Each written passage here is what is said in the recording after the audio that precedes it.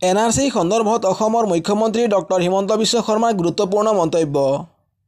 তেওঁ কয় যে অসমত এখন শুদ্ধ NRC হ'ব লাগে।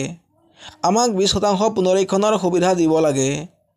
অবৈধ অনুপ্ৰৱেশকাৰী কেৱল অসমৰ সমস্যা নহয়, ই এক ৰাষ্ট্ৰীয় সমস্যা।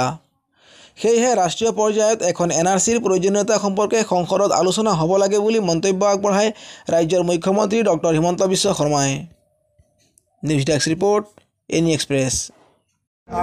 NRC অসমত যেনেকৈ আমি বিচাৰি আছোঁ যে এখন শুদ্ধ NRC হ'ব লাগে, আমাক 20% পুনৰ্নিৰীক্ষণৰ সুবিধা দিব লাগে, তেনেকৈ ঝাৰখণ্ড বা আন ৰাজ্যবিলাকতো NRC হ'ব লাগে। কাৰণ এতিয়া বিদেশী অসমত থাকে বুলি কথা নাই। বিদেশী অসম বা পশ্চিমবংগদি সোমাই ভাৰতৰ যিকোনো ৰাজ্যত যায় আধাৰ কাৰ্ড লৈ আকৌ অসমলৈকে ঘূৰি আহিব পাৰে। গতিকে এইটো এতিয়া এটা নেশ্যনেল প্ৰব্লেম হয়, এইটো অকল অসমৰ সমস্যা নহয়। প্ৰতিদিনে সীমাত আমি বাংলাদেশত গণ্ডগোল হোৱাৰ পৰা প্ৰতিদিনে সীমাত আমি বাংলাদেশী ধৰি আছোঁ। তেওঁলোক ভাৰতৰ আন ৰাজ্যত যাব, 21 দিন থাকিব, আধাৰ কাৰ্ড বনাব, অসমতো আকৌ ঘূৰি আহিব পাৰে। সেইকাৰণে এখন ৰাষ্ট্ৰীয় পৰ্যায়ত NRCৰ প্ৰয়োজনীয়তা সম্পৰ্কে সংসদত নিশ্চয় আলোচনা হ'ব লাগে।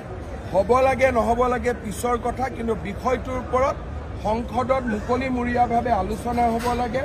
আৰু তাৰ কাৰণে বিদেশী যে প্ৰতিদিনে অসমত বা ভাৰতত সোমাই আছে, তাৰ কাৰণে মই টুইটাৰত এইকেইদিন দি আছোঁ যাতে ই ৰাষ্ট্ৰীয় পৰ্যায়ত এটা বিতৰ্কৰ সৃষ্টি কৰিব পাৰে।